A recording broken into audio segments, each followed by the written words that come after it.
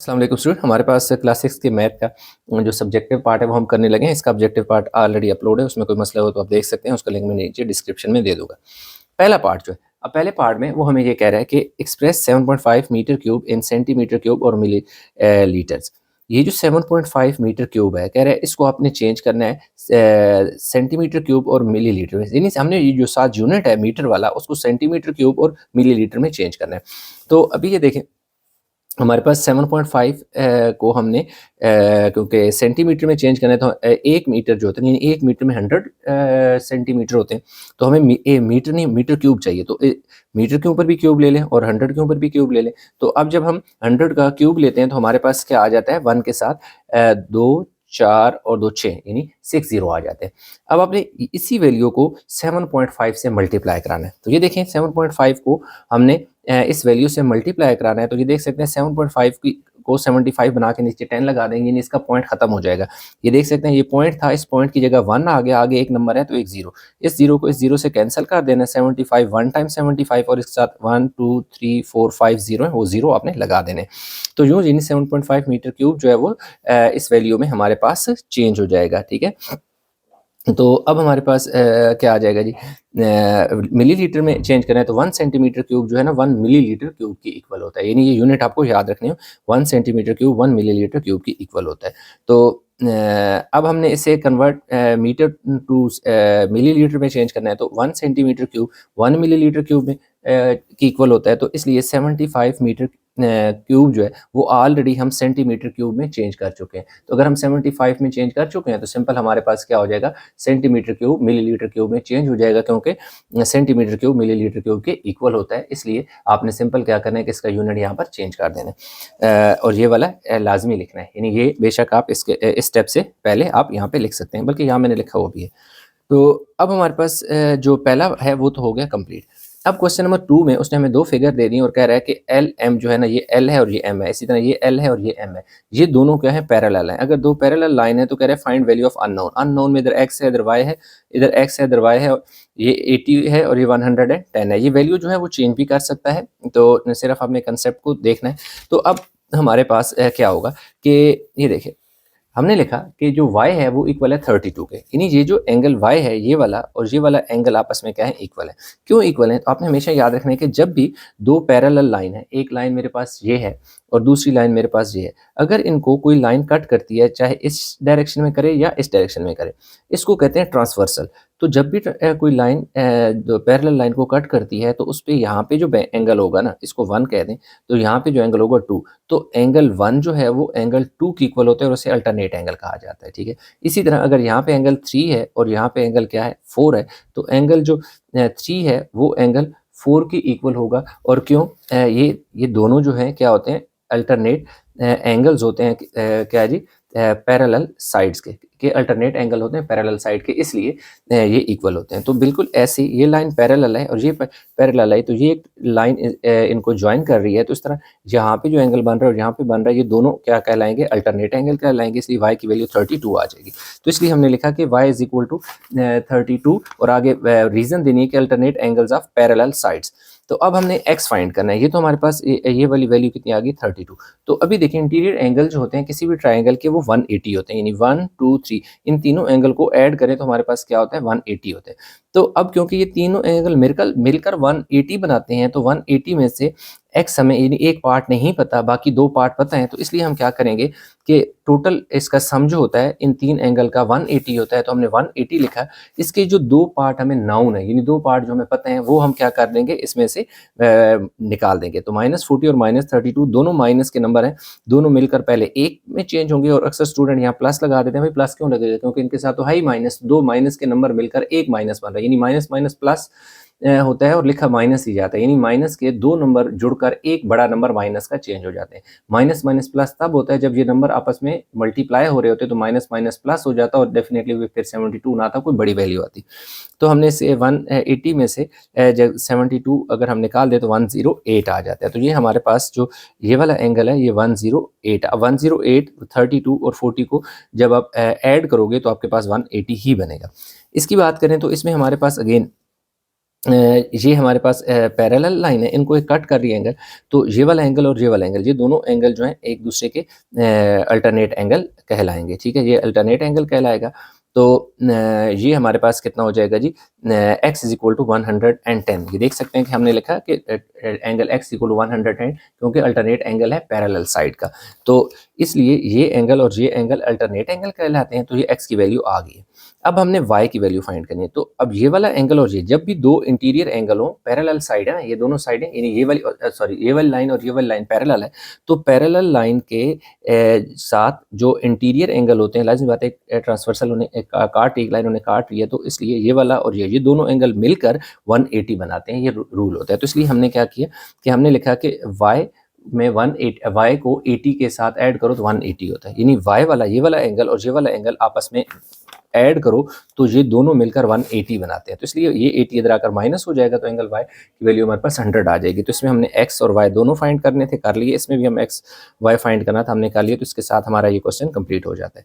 अब हमारे पास आ जाता है क्वेश्चन नंबर 3, जिसमें कह रहा है the given data below the numbers of books read by 20 kids during last summer. कि भाई लास्ट जो समर है, गर्मियों की यानी छुट्टियां जो आप समझ लें, तो उसमें 20 बच्चे जो हैं उन्होंने कुछ बुक्स पढ़ी हैं। ये उसने टेबल दे दिया, नंबर ऑफ बुक्स, यानी यहाँ पे जो है ना नंबर ऑफ बुक्स रेड, ये यानी कि किताबें जो पढ़ी गई हैं, और नंबर ऑफ किड्स के कितने जो बच्चे हैं जिन्होंने, यानी नंबर ऑफ बुक्स रेड, 4 बच्चे ऐसे हैं जिन्होंने कोई बुक नहीं पढ़ी, 6 बच्चे ऐसे हैं जिन्होंने एक बुक पढ़ी, 3 बच्चे ऐसे हैं जिन्होंने 2 बुक्स पढ़ी, 1 बच्चा ऐसा है जिसने 3 बुक पढ़ी, तो 2 बच्चे ऐसे हैं जिन्होंने 4, 1 ने 6, और कोई यानी 6 बुक्स किसी ने भी नहीं पढ़ी, 7 बुक एक बच्चे ने पढ़ी, 8 बुक जो है एक ने, और 9 जो है बुक वो भी एक बच्चे ने पढ़ी। अब वो कह रहे हैं represent the data on dot diagram. अब हमने इससे डॉट डायग्राम बनानी है, तो यहाँ पे मैंने बनाई हुई है, मैं आपको दिखा देता हूँ। अभी देखें जी, हमारे पास ये डॉट डायग्राम है। इस तरफ हमने नंबर ऑफ किड्स रिप्रेजेंट होगा, इस तरफ नंबर ऑफ किड्स, और इस तरफ हमारे पास नंबर ऑफ बुक्स। तो अब देखें जो नंबर ऑफ बुक्स रेड, यानी नंबर ऑफ बुक्स हैं वो कहाँ है, यहाँ से लेकर, यानी 0 से लेकर कहाँ तक है, 9 तक है। तो यहाँ हमारे पास यानी कि 0 से लेकर कहाँ तक है, 9 तक हमने लिख दिया। और नंबर ऑफ बुक्स, तो नंबर ऑफ किड्स जो है वो हमने इस तरफ लगे, यानी 0 बुक्स, यानी 4 बच्चे ऐसे हैं जिन्होंने कोई बुक नहीं पढ़ी। ये देखें, इसलिए इस 0 का मतलब है कि 4 बच्चे ऐसे हैं जिन्होंने कोई बुक नहीं पढ़ी, इसलिए इसके साथ 4 डॉट बन जाएंगे। उससे आगे यानी कि हमारे पास क्या है, दूसरा 6 बच्चे ऐसे हैं जिन्होंने एक बुक पढ़ी। तो नंबर ऑफ 6 बच्चे ऐसे हैं ना, 6 बच्चे, तो 1 2 3 4 5 6, यानी ये देखो 6 बच्चे ऐसे हैं जिन्होंने एक बुक पढ़ी। फिर उसके बाद देखिए जी 3 बच्चे ऐसे हैं जिन्होंने 2 बुक्स पढ़ी। तो ये देखें 3 बच्चे ऐसे हैं, क्योंकि इस तरफ नंबर ऑफ किड्स है ना, ये नंबर ऑफ किड्स है, उन्होंने 2 पढ़ी। 1 बच्चा है उसने 3 पढ़ी। 2 बच्चे ऐसे हैं जिन्होंने 4 पढ़ी। जो 5 बुक पढ़ी हैं वो भी जो है ना हमारे पास 1, यानी कि 5 1 6 0, यानी कि 6 है 0 है तो इसमें आपने कुछ भी नहीं लगाना, ठीक है। और 7 1 है तो देखो एक डॉट बनेगा, 8 के ऊपर एक डॉट बनेगा, 9 के ऊपर एक डॉट बनेगा। यानी ये जो नंबर है ना हमारे पास नंबर ऑफ किड्स हमने इस तरफ यूं लिखे हुए हैं। तो 4 हैं तो आपने 4 डॉट बना लेने, 1 के ऊपर आपने 6 डॉट बना लेने, 2 के ऊपर आपने 3 डॉट बना लेने, 3 के ऊपर 1 डॉट, और 4 के ऊपर जो है आपने 2 डॉट बना लिए, 5 के ऊपर एक, 6 के ऊपर कोई डॉट नहीं है क्योंकि कोई बच्चा है ही नहीं जिसने 6 किताबें पढ़ी हों, 7 8 9 इन सारों के ऊपर एक एक बनेगा। तो अब कह रहे हैं number of kids red 4 books. अब कह रहे हैं कि वो उन बच्चों की तादाद बताएं, how many kids red 4 books during last summer के, ऐसे बच्चे बताएं जिन्होंने क्या पढ़ी हो, 4 किताबें पढ़ी हो। तो 4 बुक्स देखें यहाँ पे, यानी क्या है, नंबर ऑफ बुक्स रेड 4 ही है ना, तो कितने बच्चे हैं, 2 किड्स ऐसे हैं जिन्होंने 4 बुक्स पढ़ी हैं, तो हमारा answer 2। Number of kids who did not red any books, कि यानी कि ऐसे बच्चे जिन्होंने कोई बुक भी ना पढ़ी हो। तो नंबर ऑफ बुक्स 0, यानी कोई number of books red, number of kids कितने हैं जी, 4 है। Number of kids who did not read any book, तो यानी कि हमने बच्चों की तादाद बतानी है जिन्होंने कोई बुक ना पढ़ी हो। How many kids who did not read any books during summer, यानी जिसने कोई बुक ना पढ़ी हो, तो यहाँ बुक किसी ने भी नहीं पढ़ी, और वो बच्चे कितने हैं, 4, तो यहाँ कितना आ जाएगा, 4। ये यहाँ पे क्या आ जाएगा, ये 4 लिखा हुआ है, ठीक है जी, क्या है 4 बच्चे ऐसे हैं, देखिए 4 बच्चे ऐसे हैं जिन्होंने कोई बुक नहीं पढ़ी। आगे हमारे पास हाउ मेनी किड्स आ गया जी, और find the mod of above data and explain. अब देखिए कह रहे हैं कि मॉड फाइंड करें, तो मॉड का मतलब क्या होता है, मोस्ट रिपीटेड टर्म्स। तो मॉड में मोस्ट रिपीटेड टर्म्स ये देख सकते हैं कि वो क्या है, 1 2 3 4 5 6 है, तो यानी 6 है ये, इसलिए इनके ऊपर आप चाहें तो नंबर भी ले सकते हैं। ये 4 है, ये इसके ऊपर 6 लिख लें, इसके ऊपर 3 लिख लें, इसके ऊपर 1 2 1 और यहाँ यानी कि मैं 0 ऐसे दूसरी तरह लिख देता हूँ, 0 है, 1 1 और 1 है। तो इसमें हमने हमारा मॉड 6 है, और रीज़न बता रहा है कि क्या है जी, 6 इज़ मोस्ट रिपीटेड नंबर, कि 6 जो है वो सबसे ज़्यादा बार रिपीट हुआ है, तो इसकी वजह ये। आगे हमारे पास आ जाता है जी क्वेश्चन नंबर 4। अब क्वेश्चन नंबर 4 में कह रहा है the mean of 7 number is 14। कह रहा है कि 7 नंबर हैं, उनका जो मीन है वो कितना है, 14 है। 4 ऑफ द नंबर्स आर 7 8 5 9, यानी कह रहे हैं कि टोटल 7 नंबर हैं, उनका मीन जो है 14 है। उन 7 नंबर में से ये 4 नंबर तो ये हैं, बाकी जो 3 नंबर बच जाते हैं, बाकी जो 3 नंबर जो 3 बच जाते हैं वो नंबर क्या है, m कहलाएंगे, ठीक है। तो इसका मतलब है कि 7 जमा 8 जमा 5 जमा 9 जमा 3 दफ़ा m हमारा आ जाएगा। अब हमसे पूछ रहा है कि बताएं कि सम ऑफ 7 नंबर कितना आएगा, कि ये जो 7 नंबर हैं उनको जोड़ा जाए, जमा किया जाए तो उनका सम कितना आता है। तो 4 नंबर को तो ऐड कर सकते हैं हम कि वो कितने बनते हैं, लेकिन उससे पहले इन 7 नंबर के सम से पहले हमें क्या करना पड़ेगा, ये भी चाहिए होगा, m भी चाहिए होगा, लेकिन ये डायरेक्ट भी निकल आएगा, मैं बता दूँ अब कैसे। अब हमारे पास मीन क्या है जी, 14 है, नंबर ऑफ क्वांटिटीज़ क्या है, 7 है। तो सम ऑफ क्वांटिटीज़ यानी कि सम ऑफ 7 नंबर, इनफैक्ट मैं बात कर लूँ तो हमने फार्मूला लगा दिया। फार्मूला हमारे पास आ गया जी, मीन की जगह देखो हमारे पास क्या है, 14 है, देख सकते हैं कि मीन की वैल्यू हमारे पास 14 है। ये sum of 7 summation, sum of quantities का मतलब है सम ऑफ 7 नंबर की मैं बात कर रहा हूँ। तो ये हमने फाइंड करना है। n की वैल्यू देखो क्या है, 7 है, 7 को 14 से मल्टीप्लाई किया तो 98। तो सम ऑफ 7 नंबर हमारे पास कितना आ गया जी, 98 आ गया। तो अब हमने सम m की भी वैल्यू, नीचे क्या कह रहा है कि m की वैल्यू फाइंड करो, वैल्यू ऑफ m फाइंड करो। तो इसके लिए हमने क्या किया कि पहला दूसरा तीसरा 4 नंबर तो उसने ये दे दिए थे, बाकी कह रहा था 3 नंबर m है, वो खुद बता रहा है कि 4 of the numbers, 4 of the numbers are 7 8 5 9, 4 ये हैं, बाकी कह रहा है क्या है, m है। 3 numbers are equal to m, तो इसलिए ये 4 ही हो गया, 5वां 6वां 7वां m है। तो इनको ऐड किए 4 नंबर को 29, m कितने हो गए, 3 हो गए, 3m, और जो 98 है ये इसी तरह आ गया। तो अब हमारे पास ये 29 इधर जाके पहले माइनस हो जाएगा तो 69 बचेगा। ये जो 3 मल्टीप्लाई हो रहा है इसके नीचे आपने आके डिवाइड करा देना। जब 3 को डिवाइड कराओगे तो हमारे पास क्या आ जाएगा, m की वैल्यू 23 आ जाएगी। तो उसने दो चीज़ें पूछी थी, सम ऑफ 7 नंबर पूछा था, ये देख सकते हैं कि हमने ये निकाल लिया, और दूसरा उसने m की वैल्यू पूछी थी, ये हमने निकाल दी, और इसी के साथ हमारा क्वेश्चन जो 4 है वो कंप्लीट हो गया। अब आगे कह रहा है कि draw an angle of 135 using a protractor and then construct its angle bisector. तो कह रहे हैं कि आपने क्या करना है कि प्रोट्रैक्टर की हेल्प से कितना 135 का एंगल बनाना है। तो हम एक छोटा सा है इसी पे बना लेते हैं जी, बहुत आसान है। आपने क्या करना है कि पहले एक लाइन लगा लेनी है। लाइन जब भी लगाएं तो हमेशा दरमियान में, क्योंकि उसने लेंथ नहीं बताई हुई, तो आप दरमियान में कुछ किसी भी पे लगा लें। तो इसको मैं यहाँ पर क्या करता हूँ, जायज़ करना, मैं मिड पॉइंट पे ना, यहाँ पर मिड पॉइंट ले लेता हूँ। इस बार ना मैं एंगल बनाता हूँ कितना जी, 135 का। तो आप चाहें तो इधर भी बना सकते हैं, इधर भी बना सकते हैं, मैं दरमियान में बना रहा हूँ। अब देखें जी, आपने क्या करना है, इस प्रोटेक्टर को रखना कैसा है। ये जो नीचे वाली आपको नज़र आ रही है ना लाइन, ये बिल्कुल नीचे वाली, ये आपने इस लाइन के ऊपर रखनी है, और ये जो नीचे आ रही है ना, ये ऐसे उल्टा टी बन रहा है, इस पॉइंट को अपने इस पॉइंट पर रख देना है। ये आ गया। अब हमने क्या करना है, 135। आप चाहें तो इधर एंटी क्लॉकवाइज बना लें, आप चाहें तो क्लॉकवाइज बना लें। तो मैं ऐसा करता हूँ कि क्लॉकवाइज बना लेता हूँ। जब मैं क्लॉकवाइज बनाऊंगा तो लाज़मी बात है मैं ये वाली रीडिंग लूँगा, बाहर वाली, क्योंकि ये सीधी रीडिंग है। तो ये देखें जी, मेरे पास ये वाली 130 है, और ये वाली 140 है, ठीक है। ये देखो 130 और ये वाला 135, ये 135 पॉइंट आ गया। इसको ना मैं ऐसा, अब मैं क्या करूँगा, यहाँ से बताऊँगा डायरेक्शन उसकी कि मैंने ये बनाया है जी 130, ये 135 का मेरा क्या है जी, एंगल है।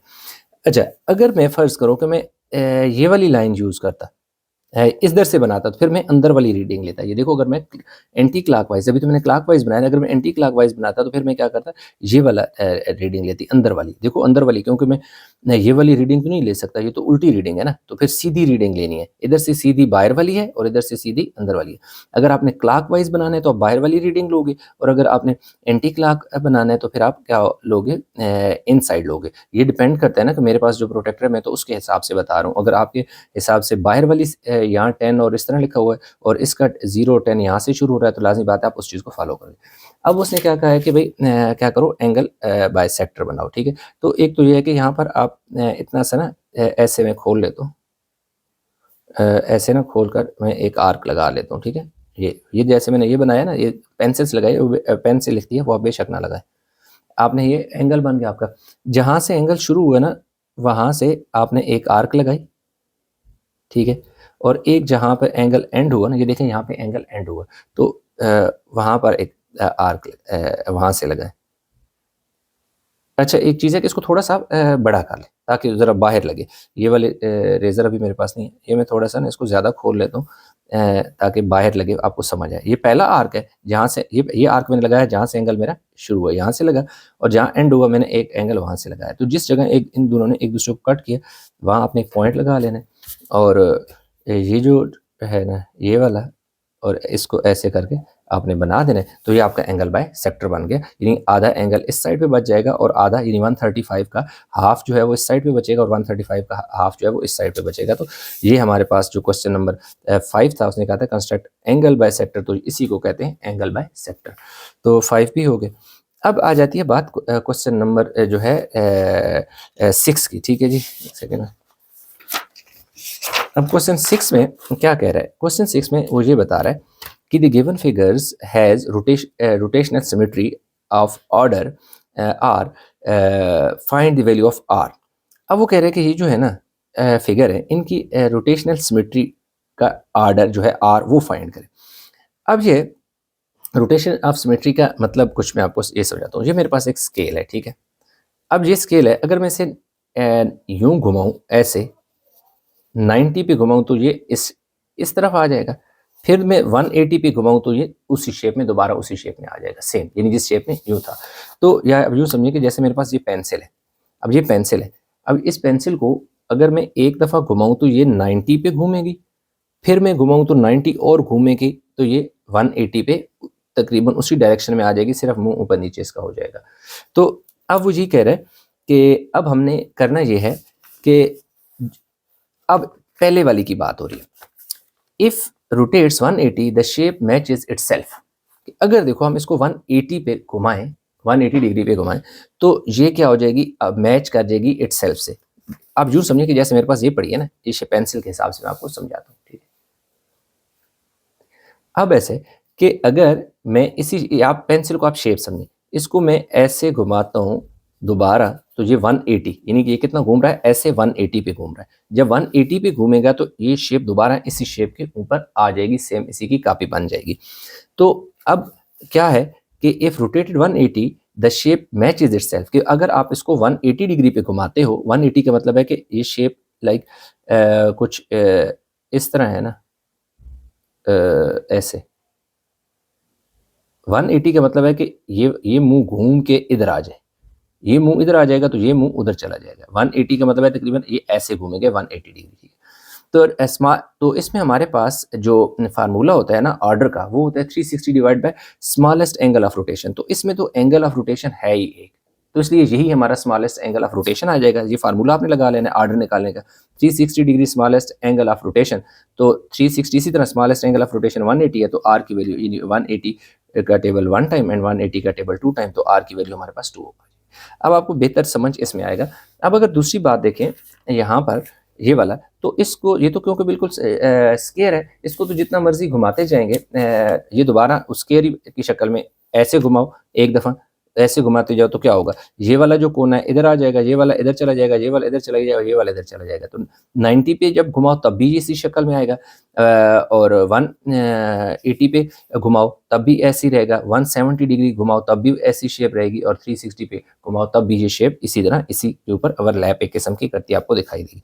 तो इसमें square matches itself eight 90 degree, 180 degree, 270 degree, 360 degree, यानी 90 डिग्री पे आप इसको अगर रोटेट कराएं ना, तब भी वो क्या है, आपको शेप ऐसी ही नजर आएगी। 280 पे 180 पे घुमाएं तब भी आपको शेप ऐसी ही नजर आएगी। 360 पे घुमाएं तब भी ऐसे नजर आएगी, और 270 तब भी ऐसी नजर आएगी। तो इसके 4 एंगल है। तो हमारे पास फार्मूला क्या है, 360 स्मॉलेस्ट एंगल ऑफ रोटेशन। तो इनमें स्मॉलेस्ट एंगल ऑफ रोटेशन हमारे पास क्या है, 90। तो अब हमने फार्मूला में इसी तरह वैल्यू पुट कर देनी है। स्मॉलेस्ट एंगल ऑफ रोटेशन 90 है, इसलिए order 360 divide by smallest angle of rotation, तो 0 0 से तो 9 4 ज़ा, तो आर की वैल्यू 4। तो उसने क्या कहा था कि आर की वैल्यू निकालो, तो हमने आर की वैल्यू निकाल ली। इसका पार्ट बी जो है उसमें क्या करना है कि जो शेप ऊपर बनी हुई है ना, कह रहा है if the figure L is the line of symmetry, कह रहा है ये लाइन ऑफ सिमेट्री है, complete the diagram to make it symmetric, कि भाई इसको कंप्लीट करो। जैसे ही ऊपर बनी हुई है ना, इसी तरह नीचे आपने क्या करना है, आपने स्केल से देखना है कि ये देखो, ये यहाँ से यहाँ तक कितना है, ये यहाँ से यहाँ तक कितना है, उतनी ही आपने यहाँ से नीचे लाइन लगा लेनी है। ठीक है, फिर आपने देखना है यहाँ से यहाँ कितना दूर है, ये देखो यहाँ से यहाँ कितना दूर है, उतना ही आपने यहाँ नीचे पॉइंट लगा लेना है। फिर ये देखो यहाँ से यहाँ कितना दूर है, आपने यहाँ से इतना पॉइंट लगा लेना है। मैं आपको वैसे रफली बता रहा हूँ, तो ऐसे नीचे आप ऐसे लगा लोगे। फिर देखो इस तरह करके इसको यूं घुमाओगे ऐसे, यानी इतने ही देखोगे कि यहाँ से यहाँ इसकी हाइट कितनी है, उतनी ही आपने नीचे ले आनी है। फिर इसको ऐसे घुमा के ऐसे बना लेनी है। एक तो ये तरीका है। दूसरा इसका आसान तरीका ये कि अगर मैं ऐसा करूँ ना, इसको ऐसे बिल्कुल एग्जैक्ट इसके ऊपर मैं बना लूँ ना, इसका मैं एक जुगाड़ आपको बताने लगूँ, बाकी मैं आपको बता भी देता हूँ कि ऐसे कैसे। ये आ गया ना, ये देखिए। अब आपने करना ये है कि पेंसिल से ना इसके ऊपर निशान लगाना है। ठीक है, पेंसिल के ऊपर से ना इसका अगर एग्जैक्ट जी शेप आ जाती है उसकी बता रहा हूँ, फिर ऐसे आ जाएगा। फिर आपने इसको ऐसे ही इसके ऊपर ना ग्रेड करना है। तो आपको थोड़ा सा ना यहाँ पर इसके चीज़ें नज़र थोड़ा सा इससे नहीं बना, इस पेंसिल से बना लेते।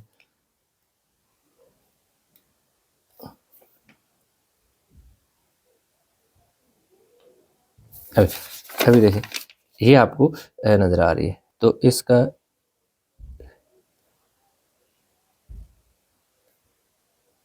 कुछ ऐसे बनेगी, ऐसे, और ये ऐसे बन जाएगी। अदरवाइज आप दूसरा इसका तरीका ये कर सकते हैं कि आप देखें कि यहाँ से लेकर यहाँ तक इसकी कितनी है, तकरीबन 1.5 है। तो 1.5 जो है आपने नीचे निशान लगा लेना है। फिर देखना है कि यहाँ से यहाँ पे इसका कितना है, 1 पॉइंट लगभग कोई 1.3 है, तो 1.3 आपने इसके नीचे ले आनी है। और इधर देखना है कि यहाँ से यहाँ कितना है, उतना ही नीचे पॉइंट लगा के इस तरह इसकी शेप बना लेनी है। तो ये सिमेट्रिक बन जाएगी। ठीक है जी। तो सेक्शन बी हो गया कंप्लीट। अभी हमारे पास आ गया ना सेक्शन सी। अब सेक्शन सी की बात करें तो कह रहा है कि attempt any two of the following question, all question carry equal marks, construct N angle of 120 degree using pair of compass. अब हमने 120 का एंगल बनाना है, तो फिर इसका हम पहले 120 का एंगल बना लेते हैं। एक पेज ले लेते हैं जी साफ सा।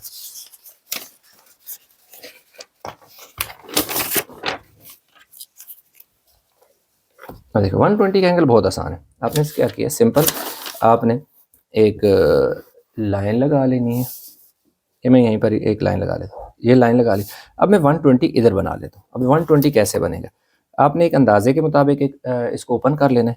ये देखिए जी यहाँ पे आ गया, इसको इन हाफ सेमी सर्कल बना लेना है। जहाँ से एंगल स्टार्ट हुआ है ना, आपने ये वाली नीडल यहाँ रखनी है और उस जगह रखनी है।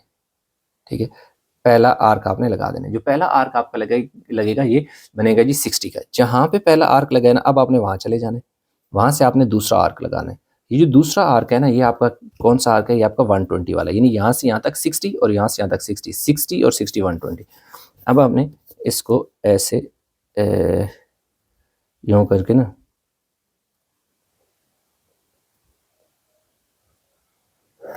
ये आ गया।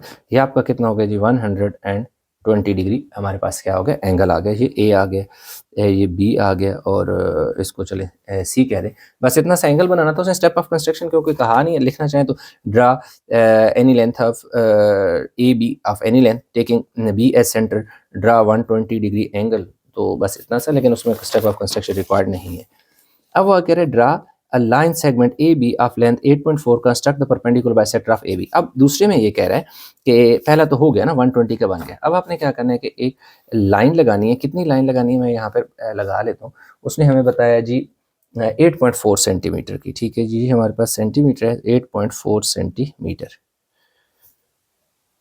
ये देखिए, ये हमारे पास 8 है ना, ये 5 है, 5 से एक स्टेप पीछे। ये देख सकते हैं कि ये 8 है, ये 8.5 से पीछे, और इधर ये देखिए 0 से इसको आपने इधर ले आना है।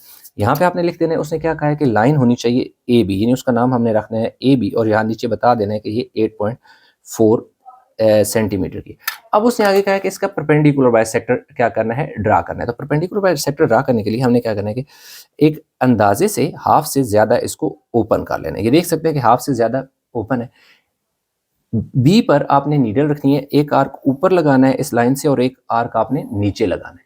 फिर आपने इस नीडल को इस दूसरे पॉइंट पे ए पर ले आना है और पहले आर्क को कट करना है ऊपर और फिर देखो नीचे।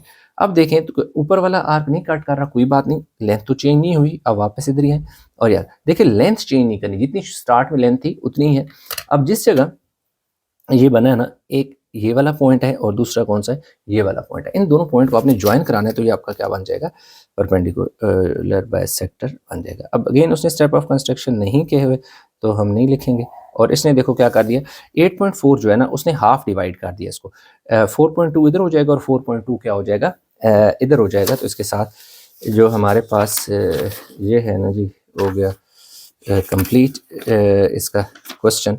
अच्छा, इसमें ना मैंने स्टेप ऑफ कंस्ट्रक्शन वैसे लिख दिए ये वाले, आप चाहें तो ये स्टेप ऑफ कंस्ट्रक्शन लिखे हुए हैं, आप इनको अपने पास नोट भी कर सकते हैं। सारा लिखा हुआ कि भाई 90 डिग्री पर बनेगा। ये देख सकते हैं इधर ये 90 डिग्री है, इधर भी देखो 90 डिग्री होता है, यहाँ नीचे भी 90 होता है और ये भी 90 होता है।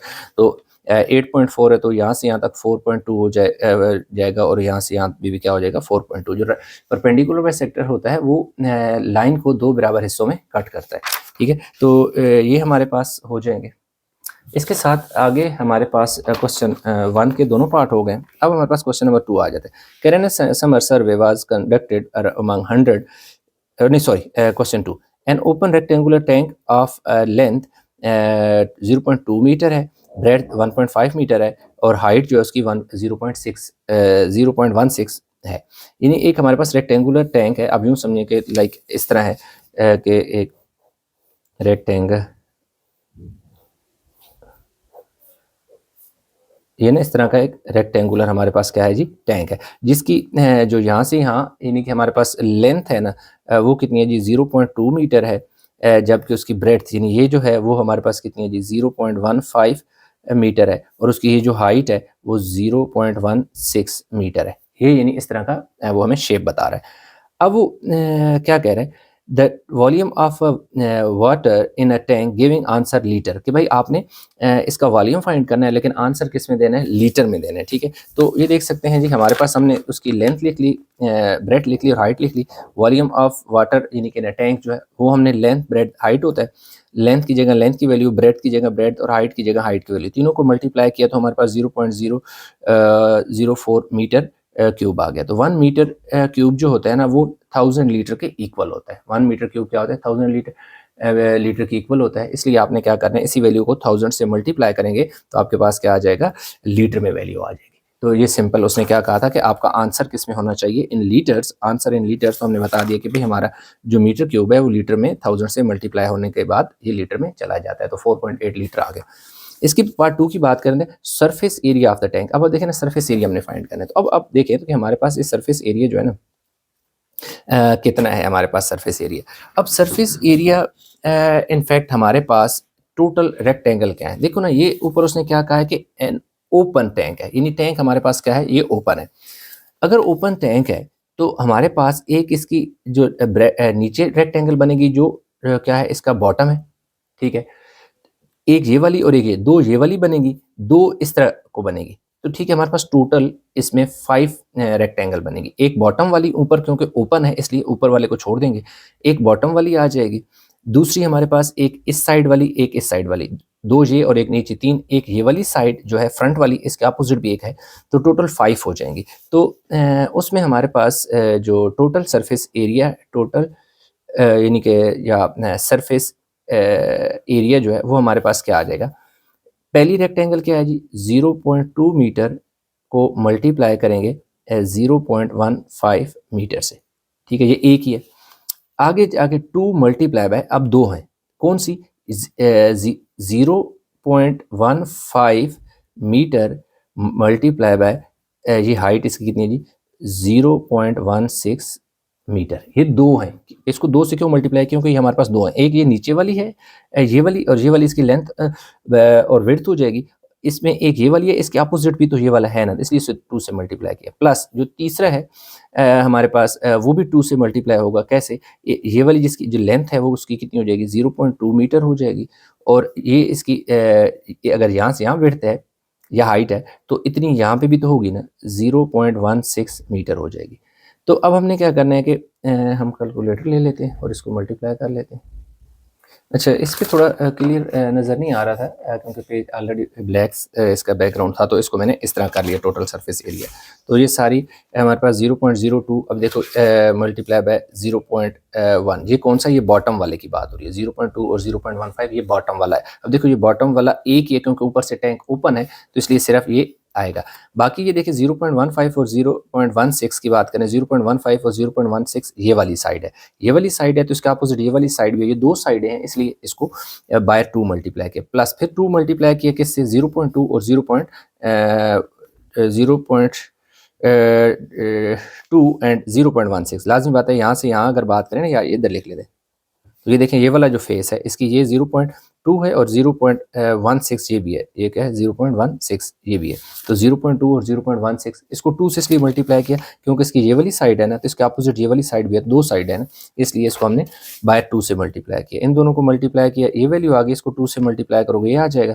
इन दोनों को मल्टीप्लाई किया 0.032, इसको 2 से मल्टीप्लाई करेंगे 0.064। इन तीनों वैल्यू को ये देखे साइड पे मैंने ऐड किया हुआ है, 0.15 आ जाएगा जी, ये टोटल सरफेस एरिया आ जाएगा इन जहाँ पर 0.142 मीटर क्यूब। तो उसने हमसे पूछा था कि भाई बताएं surface area contact in water, ठीक है ना। तो आपने लिख देना total surface area of the tank that is in contact of water, यहाँ नीचे मैं लिख लेता हूँ total surface area that is इन contact with water is 0.142 metre cube, ठीक है। तो इसने यहाँ पर लीटर की कहानी नहीं बताई कि इसमें लीटर में चेंज करना है, ये इसको हम इसी तरह छोड़ देंगे। तो ये हमारे पास क्वेश्चन जो 2 भी हो गया। अब हमारे पास इसका लास्ट क्वेश्चन रह गया। अब लास्ट क्वेश्चन में वो ये कह रहा है कि in the summer a survey was conducted among 100 people about their favorite beverages. The following table show the data, answer the given question। अब वो कह रहे हैं कि भाई समर में ना जो लोग 100 लोग हैं उनके जो फेवरेट बेवरेजेस थी वो देखी गई कि कौन सी है। तो इस टेबल को या इस डेटा को यूज़ करते हुए नीचे 4 सवाल दिए, उनके हमने आंसर देने। देखिए ड्रिंक्स हमारे पास कॉफ़ी है, आइस टी है, कोल्ड कॉफ़ी है, टी है एंड देन कोल्ड ड्रिंक है। नंबर ऑफ़ पीपल जो कॉफ़ी को लाइक करते हैं that is 24 people, ice tea जो है वो 6 पीपल लाइक करते हैं एंड देन कोल्ड कॉफ़ी है वो 12 पीपल हैं एंड टी वाले 56 हैं और कोल्ड ड्रिंक वाले 2 हैं। तो अब कह रहे हैं कि construct a pie chart for this information. तो हमने पाई चार्ट क्या करना है, इसका बनाना है, ठीक है। और उसके बाद नीचे हमने करना है कि मोस्ट फेवरेबल कौन सी है, how many more people like coffee than cold ice. ये सारे क्वेश्चन हमने 1 बाय 1 इसका जवाब देना है। तो पहले हम ऐसा करते हैं कि ये जो पाई चार्ट है ना, उसके लिए हमारे पास एक टेबल को कंप्लीट करना के लिए, क्योंकि ये हमारे पास ये होता है कि एक पाई चार्ट होता है ये वाला इस तरह, लेकिन इसके लिए हमारे पास ये जो सेंट्रल एंगल होते हैं ना, ये सारे हमें चाहिए होते हैं। तो अब क्या है हमारे पास कि coffee, iced, cold coffee, ice और टी एंड ड्रिंक्स, ये सारी वैल्यू उसने हमें खुद दे दी थी। जो टेबल था ये देख सकते हैं कि हॉरिजॉन्टल उसने दिया हुआ था, हमने उसको यूं वर्टिकल शक्ल में लिख दिया। देखो कॉफ़ी 24 है, कॉफ़ी 24 है तो कॉफ़ी के सामने 24, आइस टी 6 है तो आइस टी के सामने 6 आ गए। फिर कोल्ड कॉफ़ी 12 है तो कोल्ड कॉफ़ी के सामने 12 देन कोल्ड आइस नहीं T56 और कोल्ड ड्रिंक 2 है, तो वही हमने 56 एंड 2 लिख दिया। इन सारों को आपने ऐड कर लेना है, 100 आ जाएगा। तो अब हमारे पास जो सेंट्रल एंगल होता है ना, वो क्या होता है, नंबर टोटल 360। अब देखो नंबर क्या है, 24 है, और इन टोटल का जो सम है, इन टोटल का सम जो है वो हमारे पास कितना है जी, 100 है। तो मल्टीप्लाई बाय 360। 360 इसलिए मल्टीप्लाई करते हैं कि ये जो टोटल होता है ना, ये कंप्लीट पाए चार्ट होता है ना, ये टोटल वन सर्कल में 360 डिग्री होता है।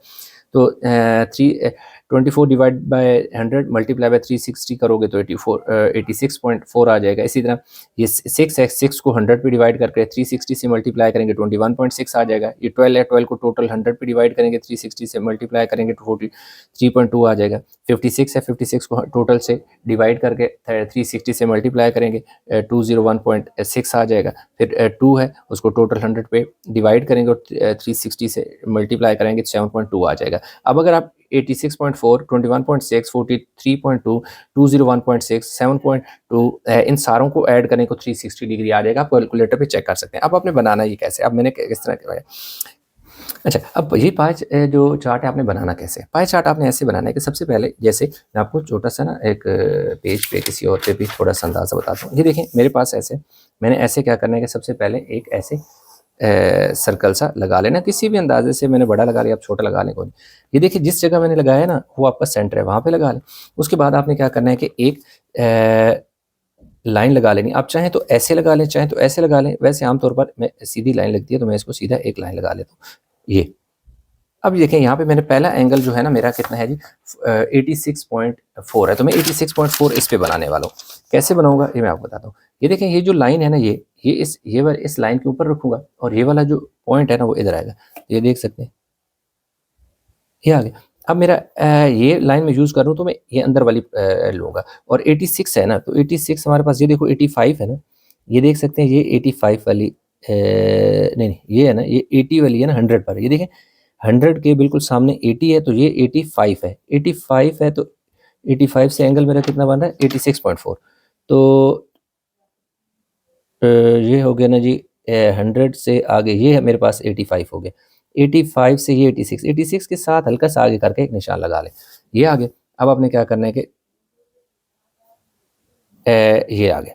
अब आपने क्या करना है कि यहाँ पे लिख देना है कि मेरा ये जो एंगल बना है ये कौन सा बना है जी, 86.4 डिग्री, और ये कौन सा है, कॉफ़ी वाला है। इसके साथ इसका लिख देना ये कॉफ़ी। तो ये सेंट्रल एंगल हमारा बन गया। उसके साथ अगला क्या है, 21.6 है ना। अब आपने क्या करना है, ये ऐसे रखना है, यानी ये वाली लाइन इस लाइन के ऊपर रखनी है। ये देख सकते हैं ऐसे लाइन रख ली, और कितना जी बन रहा है जी, 21.6। तो ये हमारे पास, ये देख सकते हैं ये 21 है ना, ये 21.6 है। तो 21 है ना, 21.5 और 21 पॉइंट है, ये 20 है, और ये आगे जी 20, ये 21 है ना, 21.6 मतलब थोड़ा सा 21 से आगे हल्का सा निशान लगा लें। ये इधर आपने लिख लेना है जी, ठीक है। और ये किस वाला है जी, ये आइस टी है, इधर लिख देना ICED आइस। तो अब देखें ये इसी तरह आपने आगे बनाते जाना है। तो यहाँ पर आपका जब यहाँ तक आपका बन जाएगा ना ये वाला, बल्कि चले मैं अगला भी आपको बताता हूँ। ये 21 पॉइंट के बाद 43.2 बनाना है। तो अब देखें मैं बना देता हूँ आपको। ये आपने बनाना है जी, ये कितना बना रहा हूँ मैं जी, 43.2। तो ये मेरे पास, ये देखो ना जी, ये 40 है, तो कौन सा जी, 43 है, 43 है। तो ये देखिए हमारे पास 140 पे 141 140 है, 1 2 3, हल्का सा 43 से आगे कर लें ये। अब ये आपने यहाँ लिख देना है कौन सा एंगल है जी, 43.2 वाला। यहाँ लिख लेना जी 43.2 डिग्री। ये बाय लाइन चलेगी, ये बाय नहीं जानी चाहिए। मेरे सामने कैमरा लगा हो तो मुझे थोड़ी सी परेशानी हो रही है। कौन सा, कोल्ड कॉफ़ी, यहाँ पे आपने लिख देना जी कोल्ड। अब ये देखें ये इससे अगला एंगल है 201। तो ये प्रोटेक्टर से आप मैक्सिमम एंगल कितना बना सकते हैं, 180। तो 201 आप इस प्रोटेक्टर से नहीं बना सकते। तो फिर क्या होगा, फिर आपने ये करना है कि जो पहली लाइन है ना, लाजमी बात है यहाँ से अगला एंगल क्या है, अगला एंगल है 201, यहाँ पे 201 और 201 के बाद क्या बनना है 7.2, तो 7.2 क्या बनेगा इस लाइन के साथ और ये लास्ट वाली लाइन के साथ, इस वाली लाइन और लास्ट वाली लाइन के साथ बनेगा हमारे पास ये वाला एंगल 7.2।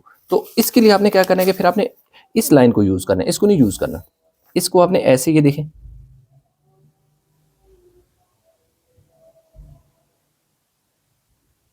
ये आ गया ना।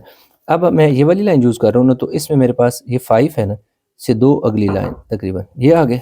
अब इसको मैंने इधर ज्वाइन कर देना है, और यहाँ पे जो भी एंगल है ना वो आपने लिखना है जी कितना है जी 7.2 है, ये आपने लिख देना है जी 7.2 और इधर नाम जो भी है लिख देना, और लास्ट में ये जो बच जाएगा ये 201.6 आपने लिख देना है, वो डेफिनेटली यही बनेगा और इधर इसका नाम लिख देना है। तो ये देखें ये शेप मैंने ऐसे बनाई है, ठीक है। बस इसमें लास्ट में जो नाम वगैरह हैं वो बेशक आप यहाँ मेंशन कर दीजिएगा। तो ये हमारा क्वेश्चन जो है वो कंप्लीट हो गया और ये पेपर जो है सारे का सारा हमारा कंप्लीट हो गया। तो आई होप कि आपको समझ आया होगा। ये इसकी कंप्लीट यानी कि शेप है।